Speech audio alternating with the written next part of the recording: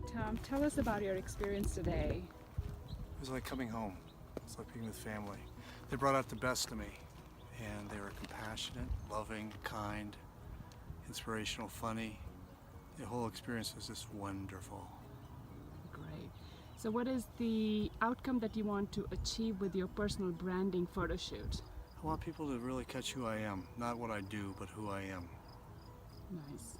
Have you ever had this kind of an experience before? I know you've been in a lot of other photo shoots. Not from this gentle perspective, not from this caring perspective, not from this perspective where the ladies were willing to go where I was as opposed to asking me to go where they were. It's very personal.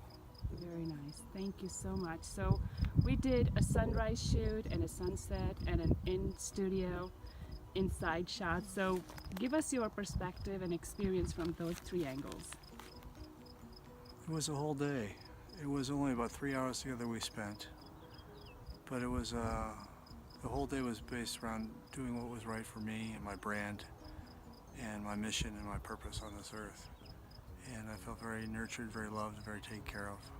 I was very nurtured, loved, and taken care of. Good.